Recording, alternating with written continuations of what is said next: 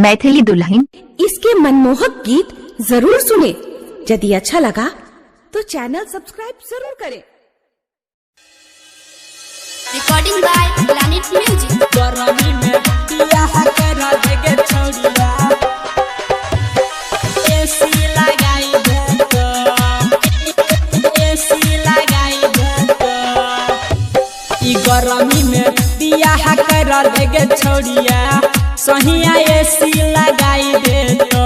ई गरमी में बियाह करा देगे छोड़िया, राजा एसी लगाई दे तो, एसी लगाई दे तो गे छौरी, एसी लगाई दे तो।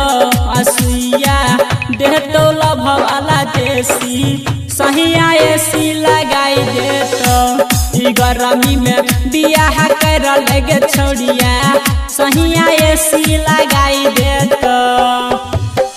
डीजे सुमित सतीश, गरमी में बियाह कर लगे छोड़िया, प्लैनेट म्यूजिक दरभंगा। एसी लगाई दे तो, एसी लगाई दे तो। छूटे देतो नहीं कबो पसेना, रोज डोलई तो हाथ से देना। हगे छौरी रोज डोलई तो बहना, त कबो छूटे नहीं देतो पसेना, रोज डोलई तो हाथ से देना। गे छौरी रोज डोलई तो बहना, तोरा बोलै नहीं देतो बेसी, सहिया एसी लगाई देतो। ई गरमी में बियाह कर लगे छोड़िया, सहिया एसी लगाई देतो। डीजे सुमित सतीश, गरमी में बियाह कर लगे छोड़िया, प्लैनेट म्यूजिक दरभंगा। एसी लगाई देतो, एसी लगाई देतो।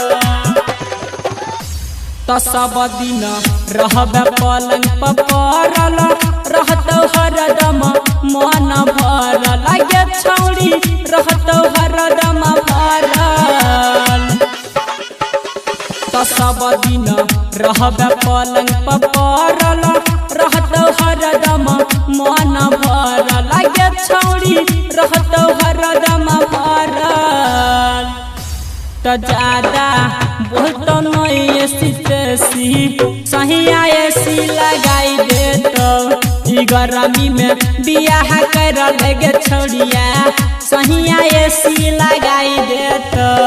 डीजे सुमित सतीश, गरमी में बियाह कर लगे छोड़िया, एसी लगाई दे तो, एसी लगाई दे तो। गई है रमन जी साथ है हलंग, हरदम हिलत रहतौ पलंग। गे छौरी हिलत रहतौ पलंग,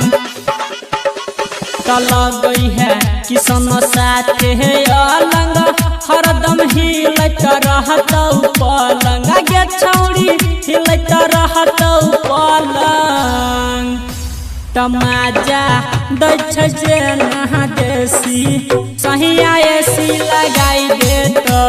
ई गरमी में बियाह कर लगे छोड़िया, सहिया एसी लगाई दे तो।